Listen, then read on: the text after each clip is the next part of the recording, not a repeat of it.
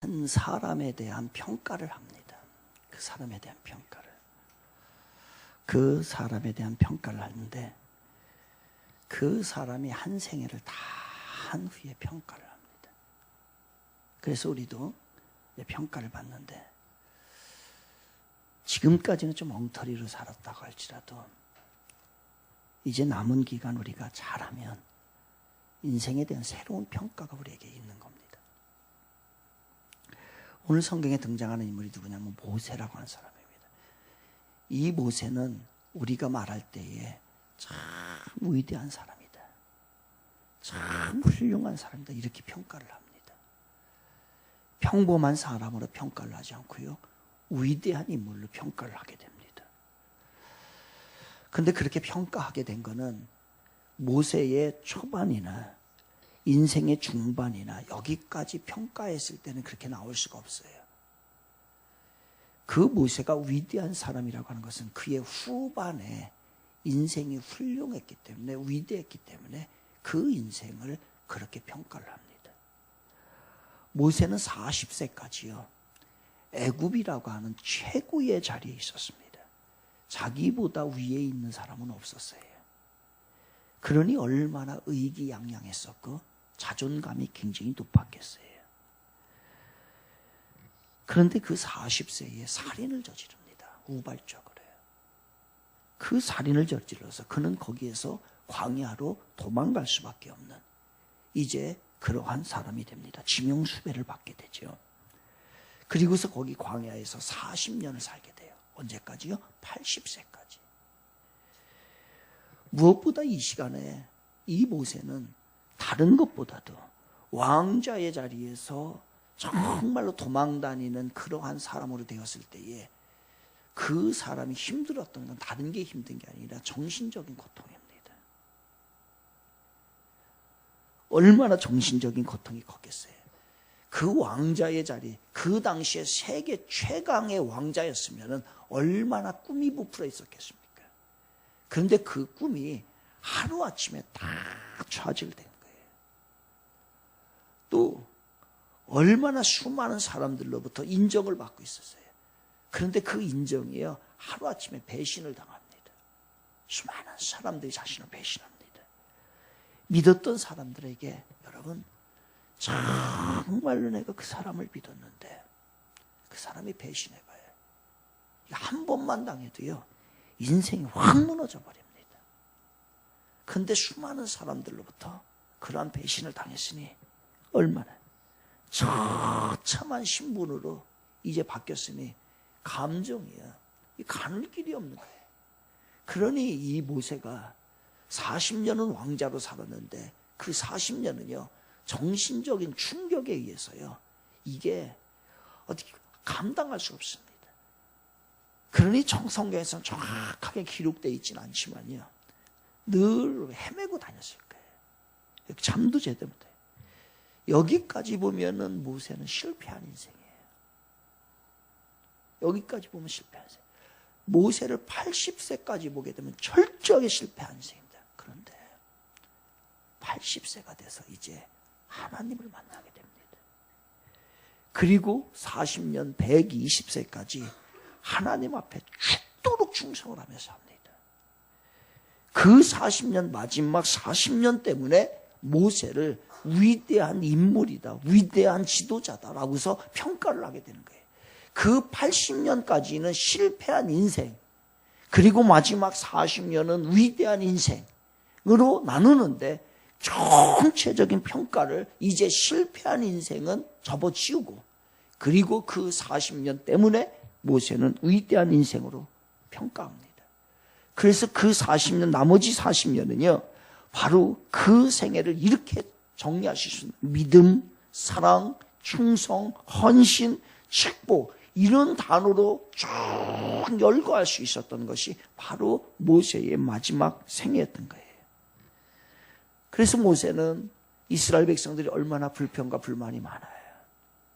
그 백성들을 잘 이끌어서 가나안 땅에 데려가는 그러한 일을 감당을 하게 되었던 거예요.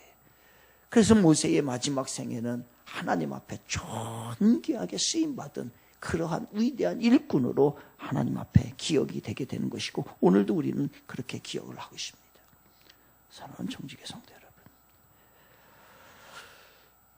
우리가 지금까지의 나의 삶을 되돌아보면 만족스럽지 못할 거예요. 저도 그래요. 이것밖에 안 되나? 한 게 뭐 있나? 이런 생각이 듭니다. 별로 의미 없이 살았다라고 하는 생각이 들 수 있는 분들이 많이 있을 겁니다. 믿음 없이 세상에서 그럭저럭 세상 것만 따라가면서 살았던 그런 분들, 그러한 마음, 그러한 나의 삶이라고 평가할 수도 있겠습니다. 우리 모두 그럴 거예요. 하지만 그게 전부가 아니라는 거예요. 이제 오늘부터 또 살아야 되잖아요. 그래서 이 삶이 이제 마지막이라고 우리가 한번 생각을 해보고, 정말로 인생의 오늘부터의 그 남은 생에 하나님을 깜짝 놀랄 정도로 한번 죽도록 충성해보고 하나님 앞에 인정받는 그런 삶이 여러분의 삶이 되기를 주님의 이름으로 축원을 드리겠습니다. 세월이 흐를수록 취해지는 게 아니라 더 신앙적이지고 더 인격적으로 되고 좀 더 반듯해지고 또 하나님이 쓰시기에 가장 적합한 그런 모습으로 주변 사람들에게 흠모할 대상이 되고, 주님이 어떠한 일을 맡겨도 부족함 없다 라고 할 정도로 그런 인생으로 우리가 되어져야 한다는 거예요. 가면 갈수록 추해지면 안 돼요. 지난주에 필리핀 선교를 갔다 왔잖아요. 새벽에 도착을 하고 아침에 이제 좀 잠자고 점심에 이제 어떤 선교사님을 만나기로 해서 식당을 갔어요. 한국 식당, 이제 선교사님을 대접해야 되니까 한국 식당이 좋을 것 같아. 이분들은 한국 식당으로 음식을 자주 못 먹으니까 모시고 갔네요. 갔는데 한국 식당 보니까 한국 사람들이 바글바글해요. 점심을 먹고 나왔는데 일부의 한국 팀들이요, 그 밖에 나와 있어요. 그런데 그 한국 사람들, 그 아저씨들 사이에 필리핀 여자가 있는 거예요. 젊은 애가. 한 제가 보기에는 20살 먹었을라나. 그런데 그 노인네들이 제가 보기엔 60에 가까운 노인분들이에요. 그 식당 입구에서 계단 여기저기 앉아가지고서 뭐 하고 있는지 아세요? 그 필리핀 여자애를, 20만 애를 껴안고 옷에다가 손을 그 허리에다 넣고서 막 더듬고 까안고 사람들 다 보면 대낮에. 그것도 몇 살짜리가? 한 60은 돼 보여요. 얼마나 역겨웠나 몰라. 나이를 먹으면 좀 더 반듯해지고 좀 더 인격적이 되고 조금 더 신앙적으로 하나님의 뜻을, 이 세상의 진리를 좀 알고 거기에 겸손하게 가야지. 마트에 갔는데 음료수 하나 사려고 갔더니 젊은 애가 또 2명인데, 한국애가 젊은 애가 2 있는데 왜 젊은 애 옆에 필리핀 애가, 여자애가 또 아가씨들 2이 붙어 다니는 거야. 난 부부인 줄 알았어요. 꼭 부부같이 행동을 해. 여행을 와가지고 그게 코스랍니다. 그게 코스래요. 하도 궁금해가지고서 물어봤어요. 그랬더니 여행사에서 딱 남자들끼리 가면 100%의 남자들 동남아시아 가지 마세요. 선교 빼고. 골프 치러 가는 거 다 이것들 엉뚱한 짓 하러 가는 거예요. 100%입니다. 100%. 아니 99%. 저만 빼고. 선교팀 빼고 다 그 짓 하러 가는 거예요. 여러분, 세월이 흐를수록 나이가 먹을수록 신앙적이 돼야 되고, 그리고 조금 인격적으로 좀 반듯해지고 다른 사람에게 좀 모범이 될 수 있는 그런 모습으로 우리가 자라야 돼요. 그래야 인생 전체가 아름답게 바뀌는 거예요. 그래야 나중에 평가를 했을 때 참 훌륭한 인생이다 이렇게 되는 거예요. 여러분 좀 젊을 때는 그럴 수 있다라고 봐요. 그래서도 안 되지만 그러나 또 실수할 수 있거든. 그러나 조금 세월이 흐르면 거기에 맞게끔 우리가 변화가 돼야 되는 거 아니겠냐 이거예요. 오늘 본문은 하나님이 모세를 만납니다. 그러면서 그를 새롭게 만드는 거예요. 모세가 호렙산에서 양떼를 기르고 있어요. 그날도 잡잡했겠죠. 내가 지금 왕궁에서 있어야 하는데 지금 여기에서 내가 이 이거를 키워야 되나 하는 마음이 있어요. 그때 하나님이 모세를 부릅니다. 모세야, 모세 불러요. 그 거룩하신 분이 아주 보잘것없고 패배자이고 실패자이고 살인자인 그 모세를 찾아오신 겁니다. 모세는 깜짝 놀라서 예 하나님 제가 여기 있습니다. 그랬더니 하나님이 뭐라 하냐면 너의 선 곳은 거룩한 땅이니 신발을 벗어라 이렇게 말씀하는 거예요. 여러분 신발을 벗으라는 의미가 뭘까? 첫째는 그 땅이 하나님 보시기에 이제 하나님이 행하실 거룩한 땅이라는 거예요.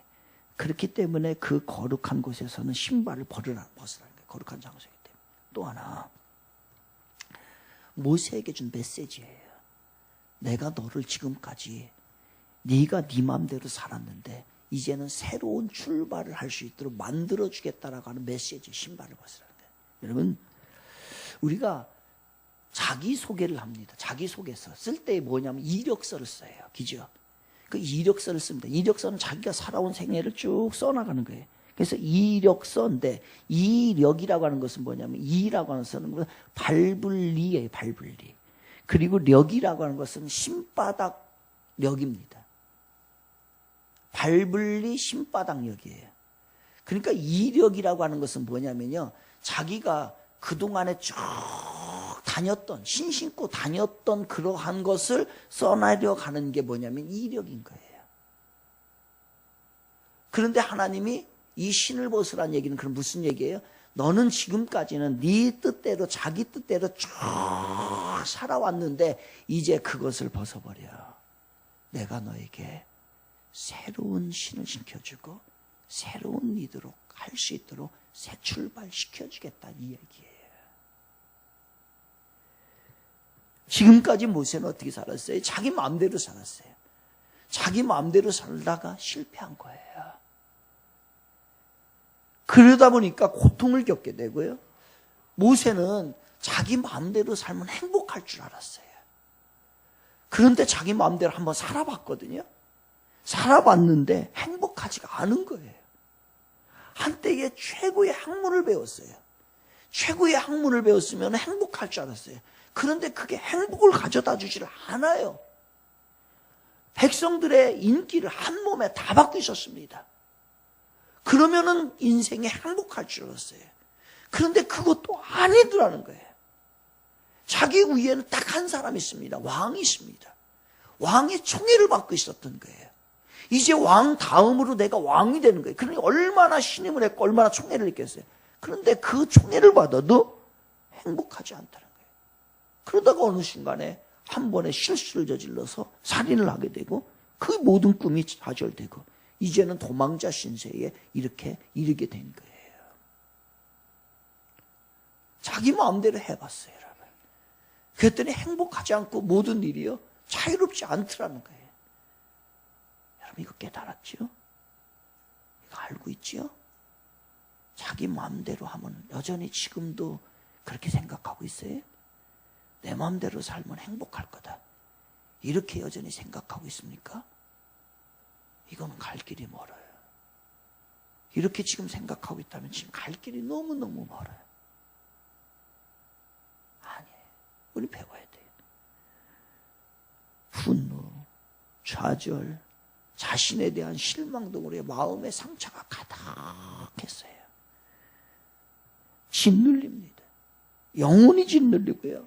그 상처 때문에 괴로워서 잠을 잘 수가 없고 평안함이 하나도 없습니다. 이런 모세를 하나님이 구원하고 싶었어요. 그래서 하나님께서 모세에게 새로운 인생을 허락해 줍니다. 그래서 부르신 거예요. 모세야, 지금껏 너 홀로 사나고 얼마나 외로웠냐. 그 모든 상처를 다 이제 내려놓자.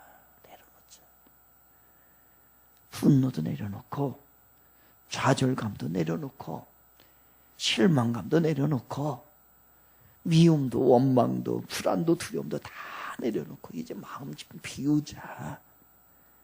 그리고 내가 붙들어 줄게. 새롭게 한번 인생, 희망찬 인생을 다시 한번 시작해보자. 이렇게 해서 모세를 부르신 거예요. 그래야 마음이 평안해지고, 이게 해결돼야, 마음의 상처가 해결돼야 마음이 평안해지고 하나님의로부터 새로운 일들을 시작할 수 있는 기회가 생기고요, 새로운 인생, 축복된 인생을 살 수 있기 때문에 그래요, 여러분. 이게 안 되잖아요. 안 돼요, 여러분. 마음의 상처가 여전히 남아있잖아요. 행복하지가 않아요. 천하의 진미를 갖다 줘보십시오. 행복한 거.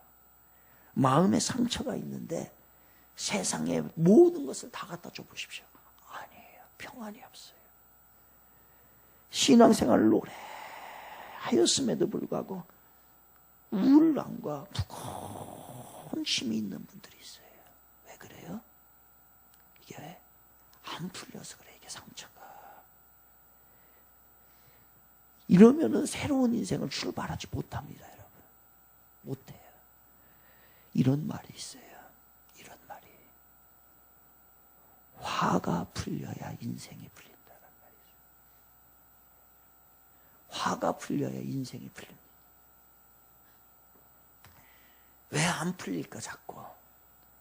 왜 자꾸 나는 고통 가운데 있고, 뭔가가 자꾸 불만이 쏟고, 뭔가가 지금 평안하지 못할까? 왜 그러냐면요. 화가 안 풀려서 그래요. 화가. 속에 화가 있는데 이 상처가 풀어져야 되는데 풀려지지 않기 때문에 그래요. 어느 집사님의 간증이에요. 이 양반이 한 30여 년 이상을 하여튼 여러 가지로 해가지고서 마음에 큰 상처를 받았어요. 아마 우리랑 비슷할 거예요. 우리나라 여성분들이랑. 우울해서 살 수가 없는 거예요. 병원 가도 안 되네. 우울증을 먹어다가 진단해도 안 되는 거예요.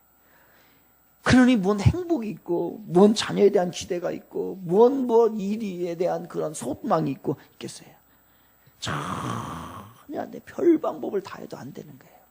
그래서 죽고는 싶고 죽을 수도 없고, 그러다가 한 교회를 찾아갑니다.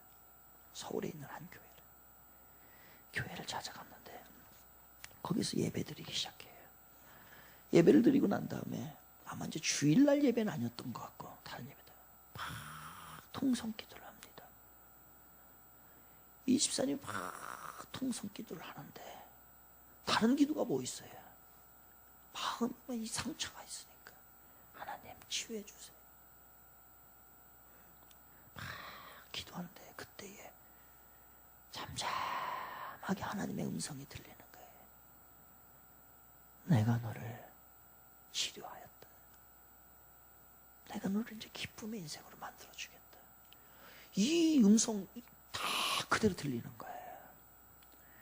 그 순간에 정말로 천년 묵었던 그러한 무슨 가슴에 어거리들이 쭉 내려가면서 세상이 그렇게 기쁜 거예요. 그래서 그 사람이 정말로 기쁜. 그 이후에 그러니까 무엇을 해도 기쁜 거 이제. 뭐를 해도 좋은 거예요. 그러니까 그 교회에 충성을 다하는 거예요. 충성. 그리고 주님의 일을 하는 것이 기쁘고, 예배 드리는 것이 기쁘고, 기도하는 것이 기쁘고, 봉사하는 것이 기쁘고, 그러니까 앞장서서 참석하는 그런 삶이 되는 거예요. 우리가 하나님의 은혜로 우리가 치유를 받아야 돼요.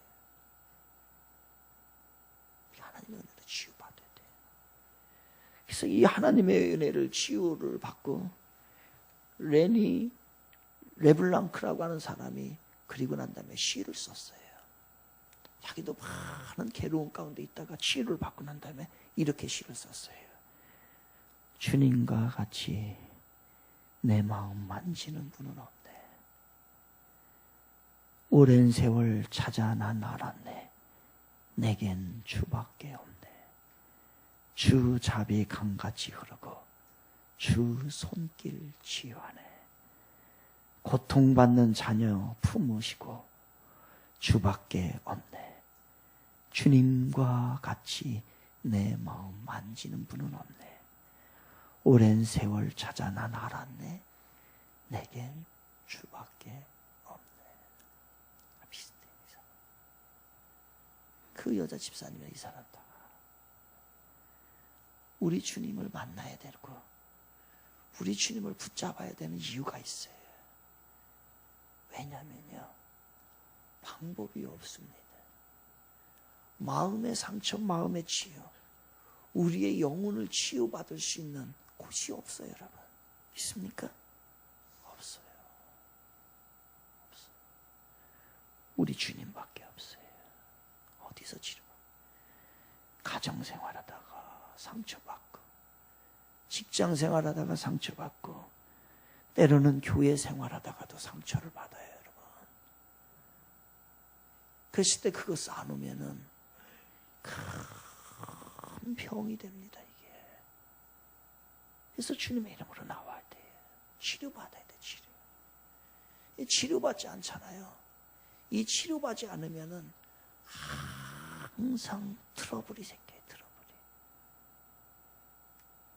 공동체 생활할 때에 트러블 생기는 게 왜 그런지 아세요? 상처가 있기 때문에 그 사람이. 그러니까 자기도 모르게 그게 탁 튀어나오는 거예요. 치료받지 못하면 마음이 너그럽지를 못합니다. 마음이 몸이 건강하면요, 뭘 해도 이렇게 다 감싸주고 이해를 해줘요. 근데 이 마음에 상처가 있잖아요. 이게 치료가 안 되면 사람 까칠하다고 하죠. 까칠해져요. 여러분, 까칠한 거하고 섬세한 거하고 다릅니다. 까칠한 거하고 정확한 거하고는 달라요. 사람이 까칠해지고, 그리고 항상 트러블 일으키고 발끈발끈하는 사람 있죠. 이게 왜냐면 마음에 상처가 있다는 거예요. 때로는 상처, 이 열등감, 그것이 여전히 잔재해 있기 때문에 그게 불쑥불쑥 튀어나와서 트러블 메이커가 돼요. 트러블 메이커. 이 마음에 상처가 있어서 그래요. 우리의 자녀들도 평강으로 키워야 합니다. 그렇지 않으면 이게 상처가 오래 쌓이잖아요. 쌓이게 되면 이게 나중에 어디를 가든지 트러블 메이커가 돼요. 항상 문제를 일으키는 거예요. 그래서 우리는 그 아이들을 싸매주고 이해해주고, 어떤 아이가 오더라도 다 복돋아줘야 돼요. 그게 교회의 할 일이에요. 바로 이 마음의 상처. 이 마음의 상처를 치유해야만이 다음 단계로 넘어갈 수 있어요. 이게 안 되면은요, 안 됩니다. 이게 치유가 돼야 돼요. 치료를 받아야 다음 단계를 가는데, 그 다음 단계가 뭐예요? 그 다음 단계가 사명이에요. 그게 일입니다, 주예요. 그래서 그렇게 치료하신 후에 하나님께서 모세에게 사명을 줍니다. 제가 10절을 읽어드릴게요. 이제 내가 너를 바로에게 보내어 너에게 백성이 이스라엘 자손을 애굽에서 인도하여 내게 하리라. 아멘. 바로 사명을 준 거예요. 치유가 되어야만이, 네가 치유가 되어야만이 다음 주의 일을 할 수 있는 거예요. 근데 내가 치유가 안 되면 그 주의 일을 해도 문제를 일으켜요. 계속해서. 주위에서 우리가 그런 거예요. 자꾸 왜 문제가 일으킬까? 저 사람은 왜 가는 곳마다 문제를 일으킬까? 저 사람은 왜 저렇게 안 될까? 왜 그러냐면요, 마음의 상처가 치유가 안 됐기 때문에 그래. 이게 주님 앞에 나와야죠. 하나님, 그 여자 집사님처럼 도와주세요. 여러분, 우리의 마음이 치유가 되어야 주님의 일을 모세가 감당했던 것처럼, 하나님이 사명을 부여했던 것처럼 그렇게 된다니까요. 우리의 사명이, 가장 큰 사명이 뭡니까?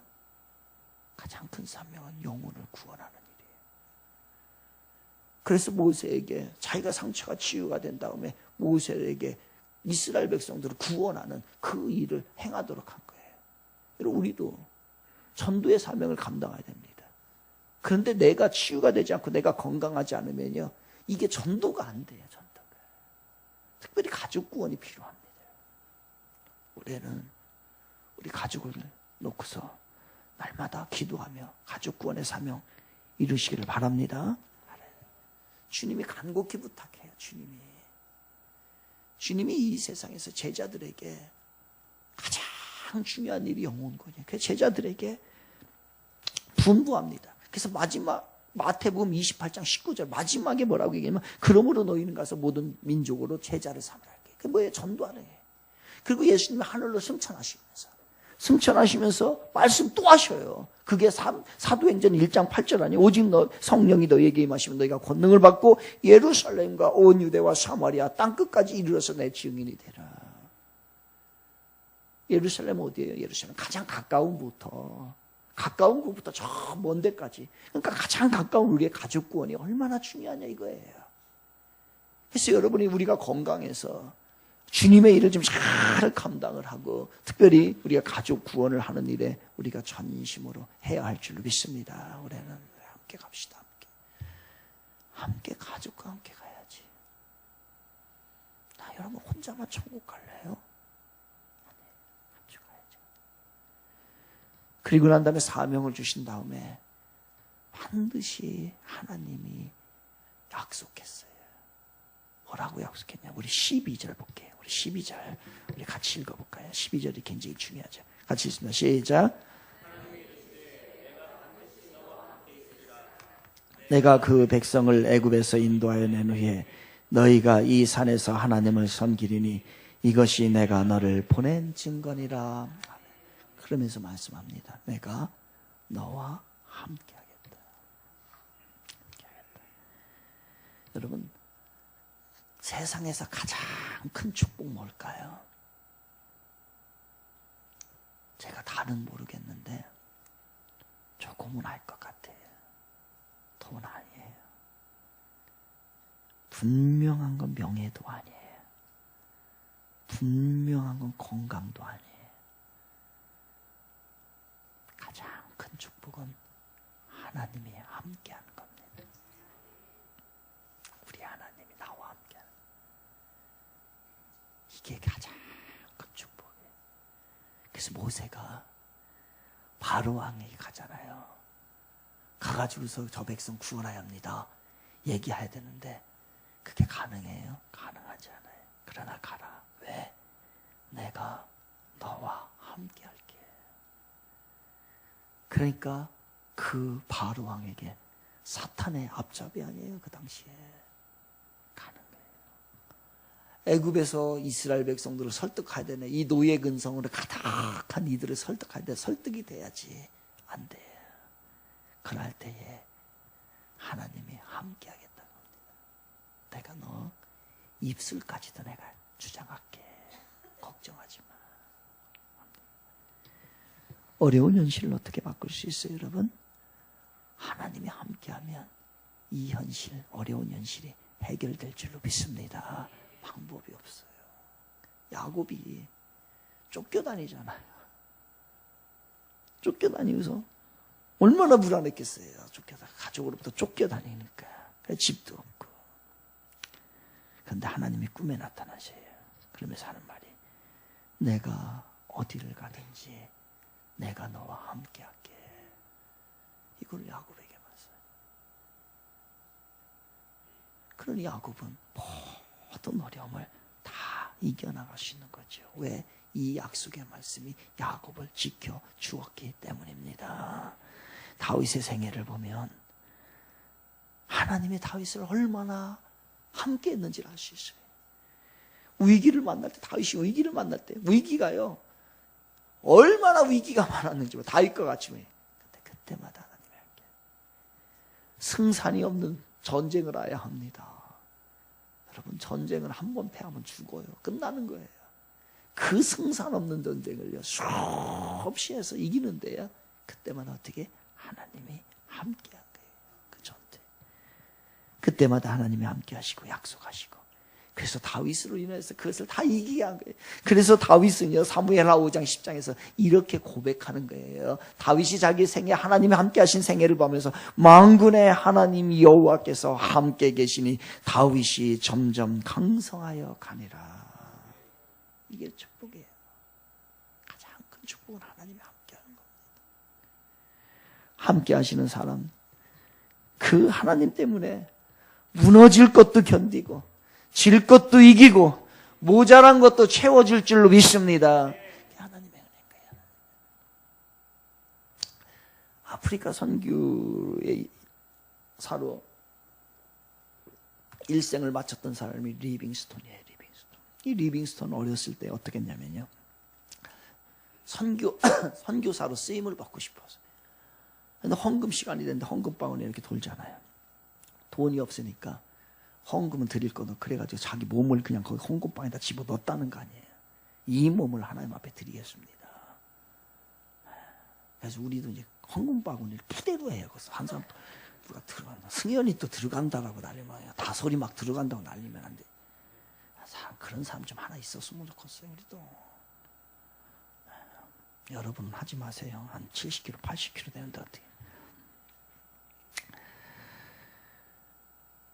이 양반이 한 평생을 아프리카 선교를 하고 난 다음에 나중에 이제 다 끝나고 영국의 옥스퍼드 대학에서 명예학 박사 학위를 받아요. 많은 청년들이 이제 강연을 들어온 거예요. 근데 이 리빙스톤이 사자한테 물려가지고서 이 팔이 하나 잘린 거예요. 그러니까 나오는 모습이 어떻겠어요? 이 없으니까 소맥 하나가 펄렁펄렁 버리면서 나온 거예요. 그거를 젊은 사람들이 봤을 때, 이야, 어떻게 대단하다, 인생.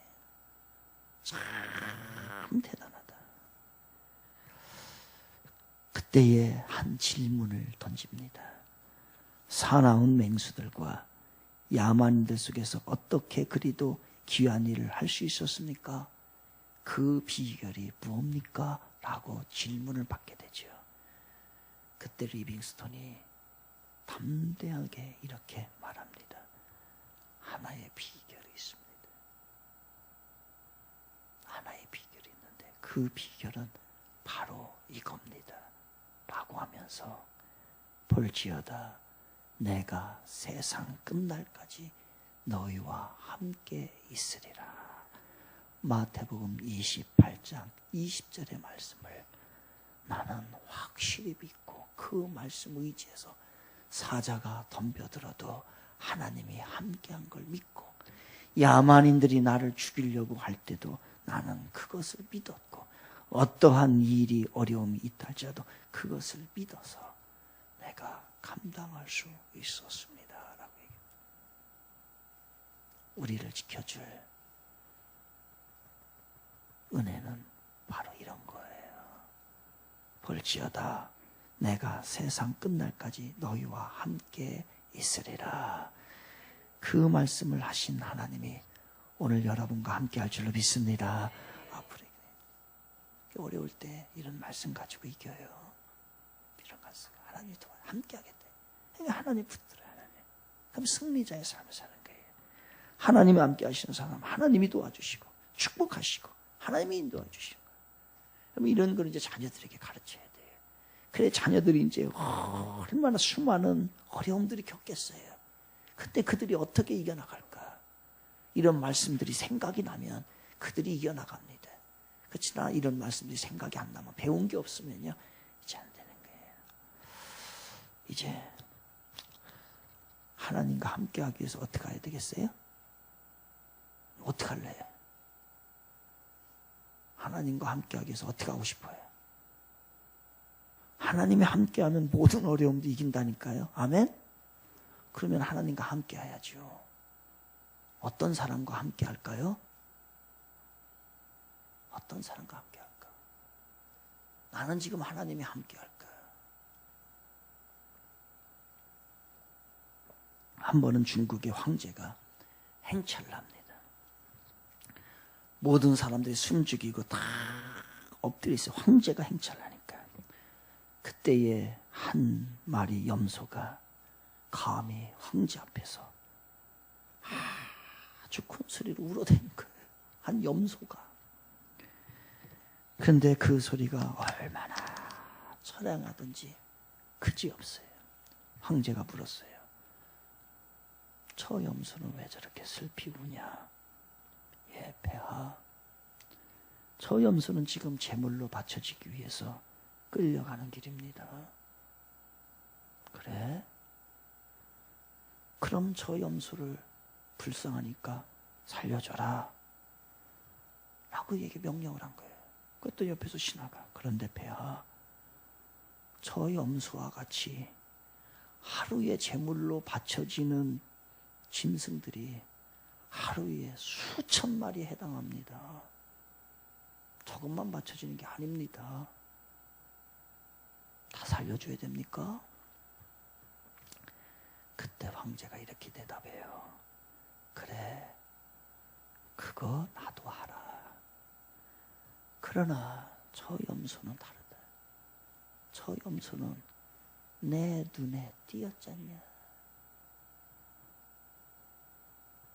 내가 보았잖냐. 뭔 얘기인지 모르지 않냐 지금. 설교를 해도 뭔 얘기인지 모르지 않냐 지금. 방법을 가르쳐줘도. 뭔 얘기예요? 집에 가서 생각해봐야 돼요? 보여야지. 주님이 함께하는 자는 누구예요? 자꾸 주의 눈에 띄어야 돼요. 여러분, 왜 예배를 드려야 되고, 왜 기도의 자리에 나와야 되고, 왜 해야 되는 거예요? 하나님이 그렇게 얘기를 했어요. 예배 시간에 내가 보겠다. 눈에 띄어야지. 기도 시간에 내가 볼게. 근데 눈에 띄지가 않아. 알아요. 문제가 있다는 거 알고, 그리고 여러 가지 어려운 실정 가운데 고통 가운데 있다는 거 알아요. 수많은 염소들이 다 그렇게 수천 마리 염소들이 하루에 죽는 거 알아요. 그러나 저건 다르지 않냐. 내 눈에 띄었기 때문에 내가 해줘야 되지 않냐 이거예요. 우리 하나님이 그렇게 하지 않을까요? 함께 하겠다는 거예요 다. 그러나 눈에 띄어야 함께 하지. 띄지도 않고 도망다니는데, 기도의 자리도 없는데, 예배의 자리도 없는데 아니라는 거예요. 줄을 붙들겠다고 나와야지. 여러분, 어려움이 있어요. 우리 하나님과 함께할 때 해결될 줄 믿습니다. 지금 위기잖아요. 위기. 때로는 하나님이 함께해야 일으킬 수 있잖아요. 일어설 수 있잖아요. 지금 넘어져 있습니까? 누가 일으켜줘요? 하나님이 일으켜줘야지. 지금 내 삶에 어려움이 많이 있어요? 하나님 내버려 두지 않습니다. 하나님이 일으켜줄 거예요. 여러분, 그 하나님 앞에 맡기고 나아갑시다. 이제 하나님 붙들고 삽시다. 하나님 붙들고. 다해봅니다. 이제 하나님을 붙들고 삽시다. 다시 한번, 이제 하나님을 붙들고 삽시다. 옆 사람에게 좀 얘기 좀 해줘요. 이제 하나님 붙들고 살라고. 시작.